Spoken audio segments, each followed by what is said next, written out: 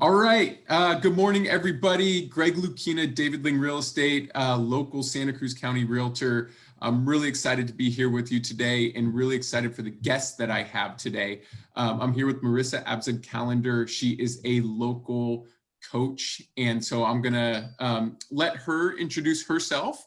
But I am, just really excited to have her here. We're going to focus our discussion on goal setting today. So after she gives her introduction, we'll jump into a few questions. So Marissa, kick it off. Tell us a little bit about yourself and your business. Thanks, Greg. Thanks for having me. Yeah, I'm a business coach, and a lot of people don't know what that is. So I'll just take a moment to tell you there's lots of different kinds of coaches, but a business coach focuses on people who either want to build a business, want to see their business have better performance, maybe want to learn better ways of time management, any aspects of business I can help someone with. And I'm here in Santa Cruz and love what I do. Very good. Well, we're excited to have you here today. And really, it's just one of those things that, I'm so thrilled to kind of talk about goal setting because I know how important that is. And I'm sure you as a coach know how important that is. So, we'll dive right in. So, I just kind of want to start it with a basic procedural question. Talk about setting goals. How do we begin? I know a lot of us have had many different inputs from, people in our lives, both personally and professionally. When you're working with a client and you're sitting down and talking about goal setting, kind of walk us through that initial process that you go through in setting those goals. Absolutely. So I just actually had a new client this week. And what we worked on was, what is your big goal? Because often people will have a big goal. Let's say, for example, someone's goal is, I want to start a business, or I want to start a jewelry business, let's just say. Now, you can't just tomorrow open up a jewelry store. We have a lot of steps that we need to take to get there. So I call those meta goals. So we have a client will have a big goal, and then we set meta goals to help them get to that goal. And so smaller goals within that larger goal that are kind of the stepping stones to reach ultimately what they want to accomplish. Exactly. And there's two reasons why that's important. One is because obviously it takes steps to get where we want. But two, we see success a lot quicker when we set meta goals, and that's what keeps us motivated. Outstanding. And now, can you tell us a little bit more, dive into those meta goals a little bit more, like what, when we're setting meta goals in our life, what do you recommend? I mean, we always hear it's got to be, you got to have something that's, you can accomplish. Number one, you have to have something that's measurable. Are these all things that you do? I mean, do you set a time frame for those kind of, what are some crucial items that you're talking about in those meta goals? Great question. I would say it depends on the meta goal, but I like to give examples so people can relate. Let's just say I'm working with somebody who decided they want to start their own business, but one of the goals is they have to start figuring out who their network is. That's actually something that I would say I would do with everybody. Who do you already know? So a meta goal might be, this week, I'm going to reach out to 5 people that are in my contact list and see how I can network with them. So that would be an example of a meta goal. And the large goal is to start a business, but you need to figure out who you know first. And Yeah. So you have a direct measurable outcome, which are those 5 phone calls. You gave yourself a week, so you have time associated with that. So it sounds like that's a big theme in these meta goals. No matter what they are, they should be measurable. You should put a time frame on it, so it gives yourself that ability to accomplish that. I would say that generally, but I'd be careful, because I've actually had some clients that they don't like it that way. They don't want to have numbers. They want it. So I work to whatever the client's style is. Yet I will tell you that SMART goals, which is measurable, I know we've talked about the acronym before, but basically you want to make sure it's measurable and realistic. That's the big thing, is like, some people will say, oh, I want to call 20 people next week. And I'll say, how realistic is that? So we look at what's your ideal goal and what's your realistic goal. And maybe you can call 20 people, but we're going to set 5, and then you're just going to exceed your goal, which makes us feel good. Yeah, very good. Now let's talk about goal setting in today's day and age. Obviously, 2020 was a year that none of us saw coming. It was a tumultuous year, many different levels. 2021 has started off, and we're in a similar boat. People are kind of struggling. People are trying to grasp what their purpose is, what their reason is. Is there anything that you can recommend to folks who are setting goals in 2021 that maybe you weren't recommending in 2020, or something people establish more of, or make sure that they're setting realistic goals and really making sure that they make 2021 the best year yet? Well, I mean, that's a great question. And I would say, again, it depends on the industry. Some people actually, it might be better for them because people are home and they're more accessible and they have more time. But for other people, say you want to start a brick and mortar store, that's your goal. You might have to look at some different obstacles. Maybe it's coding, maybe it's timing. So yes, it absolutely could make an impact, but depending on the business, it might actually be helpful versus hurtful. I mean, it's situational. Got it. So it sounds like you're kind of utilizing these challenges we're facing and spinning it in a way that is saying, hey, look at this challenge and turn it into a positive, is kind of what I hear from that. Let's not necessarily look at everything that's going on as a negative. I think as we've all kind of put these lenses on and kind of changing it to look at it as a positive, and how can we utilize this time to accomplish what we really want to. Yeah, and that's not obviously to make light of all the challenges people have, but it's also, this is what we have and what can we do with it. Yeah. So I think that's a huge part of goal setting, is that let's just take what we have here and be realistic. It's really important to be realistic. Well, and I would imagine as a good coach that, you're able to change and motivate folks. And so how you do that is probably, looking at the situation a little different manner. So let's kind of switch gears. So we have the big goal set, we have some meta goals set, and this may play into what your service you provide to your clients or to folks who may be looking to work with you. But, how do you recommend people stay on track for accomplishing their goals? Obviously, one of those, the toughest part I think we all look at is, we start the year great, we're really motivated, and then come to, middle of February, middle of March, middle of June, we kind of look back and we go, dang it, we haven't really started yet. Right. What do you recommend for staying on track, and maybe how does your services play into that? Okay, I apologize. The beautiful sunshine of Santa Cruz is coming into my window. Nice. Oh goodness. Well, that's a good plug. That's a good plug for my business, actually. Why people should move to Santa Cruz. So back to your business and goal accomplishment. On my face, and yes. So what I would say is accountability is huge, right? I mean, we can set a million goals, but if we don't have some sort of accountability. So I try really hard to be in contact with my clients. So say, for instance, we're meeting in 2 weeks. I will check in with them in the middle and say, how are these goals going? And it's never like, oh, I didn't do my goals. It's more like, okay, if someone doesn't meet their goals, what got in the way? So it's really important. That's a huge part of coaching, is looking at what's getting in the way. What is our block?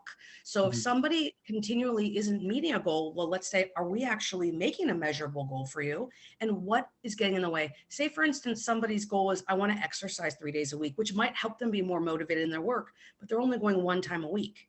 Whatever they're doing, what's got in the way? Oh, well, my kids eat at 6. Okay, well, maybe that's not the best time for you. So we always are reevaluating the goals to make sure that they are attainable. So that's a huge part of goal setting. Got it. So it sounds like if you're not accomplishing something, look at the root cause of why that isn't accomplished. What do you need to change to make sure that you're prioritizing that item in your life to ultimately reach that bigger goal? Exactly. And is this actually a goal that you really had? Maybe you thought it was a goal 2 months ago, and now you're like, oof, this isn't as important as this other thing. So we're always reevaluating. Got it. So be open to change too. It sounds like is definitely something. I know that's challenging for people. A lot of my business, obviously. I would say that you can't benefit really from coaching if you're not underneath there saying, I know that this might be hard, but this is what I need to do.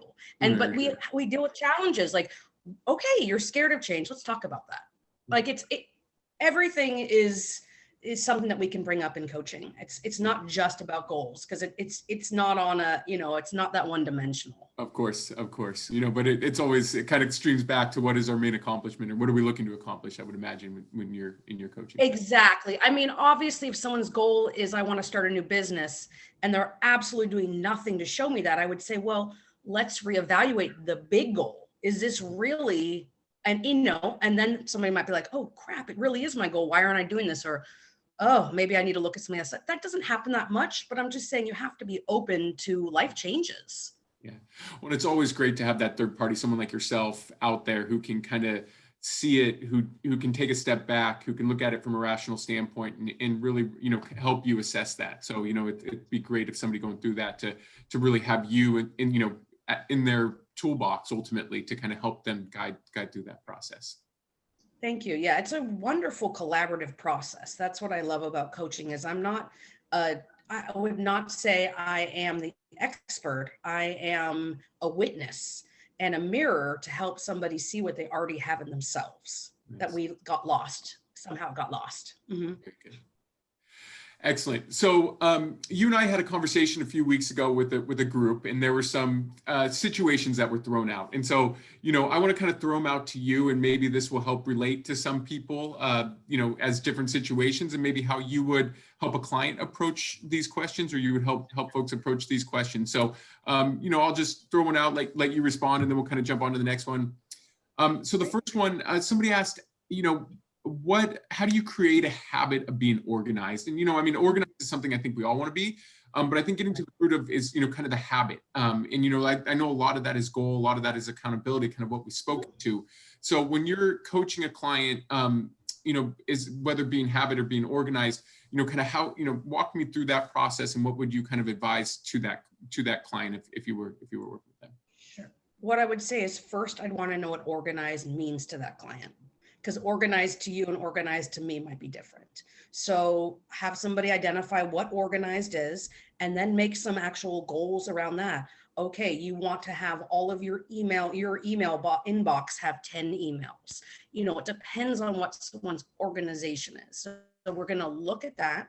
And then to make it a habit, I actually ask people to schedule it in their calendar every day. Set some time aside for organization. If you want to do it, you have to schedule it.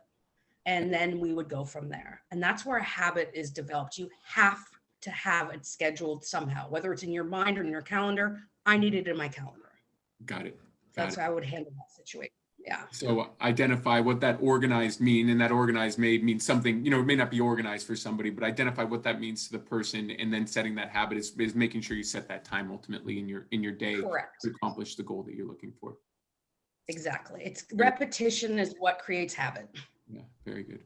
So now, I know a lot of people struggle with kind of professional and personal goals, and how to balance those professional and personal goals. So one person asked, kind of achieving their dream in their professional field versus possibly going back to school. And, I know those could align and be the same item. But, how do you kind of help people balance different goals that they may have, be it either professional or personal, or maybe within professional, expanding in their current professional career versus expanding, maybe going back to school to exploring another option. So balancing those two separate goals or those two separate paths.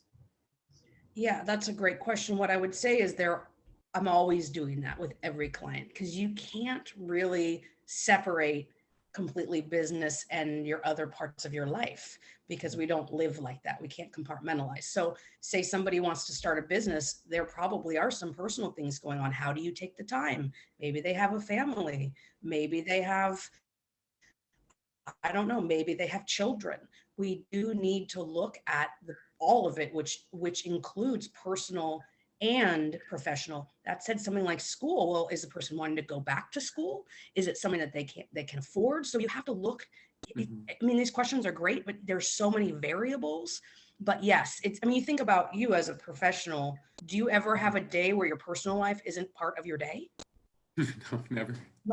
Exactly. So it's important to identify that, and that the question of whether you want to go back to school, that really, I would sit with somebody and say, what is your end goal? And I usually will ask somebody too, what kind of money do you want to make? If someone tells me they want to make $200,000 and their dream job is to work at McDonald's, I'm not saying there's anything wrong with that, but we need to look at how those goals can match up. If somebody says, my dream is to become a mechanic, which is great. Okay, you could go to Cabrillo to get that, and you can have a great career. So you have to look at what the path is. Going to school might not be part of that path, and it might. Got it. Very good. Yeah. So it sounds like don't look at them it's separate. It's they all intertwine, and you have to make sure that they match up, and your goal is, your personal life, your personal goals kind of feed into your professional goals and vice versa, that they're all aligned in regards. Right. And I do want to add this little plug, but I'm also a licensed therapist. So in those times where maybe personal stuff comes up, I definitely have the experience, and I can handle those issues completely, and then also weave it with the coaching. It's pretty interesting. Yeah. It sounds like you have a full toolbox over there to help everybody in any way, shape, or form. So pretty impressive. It's filling up. Let's put it that way. That's good. That's good. So the next kind of situation was, we had somebody on the call that was a middle stages successful entrepreneur, and they are looking to elevate their business, and they were kind of feeling stuck. When you're looking at it from a goal standpoint, how would you recommend they kind of challenge themselves to get out of that rut that they're feeling in, or how would you challenge somebody to kind of get out of a rut from a goal standpoint? Great question. That's actually very common. What I would say is, what did you love about your job before? What drove you before? So often we have the answers, it's just we forgot. So I will often ask people, which is a very common coaching tool, is to say, what did you in the past? What worked? What's happening now? And usually someone can see a disconnect. Like, oh, in the past I was advertising my business 3 days a week. I was doing whatever, I was engaging, and now I'm not doing any of that. Of course I'm not, isn't. So you help people see what they did before, because obviously if you're stuck, there was a time that you were making progress. And so what's different? And maybe there's personal stuff. Maybe they just need to acknowledge that's different because life is different. There's so many, but you can definitely help somebody see their past behavior and compare it to now, and it helps them have perspective. Very good. So it sounds like find that motivating factor that you had there that got you into the business, that made you fall in love with that business, that got you to that successful point. Let's reignite, re-engage that part of the business in order to. Exactly.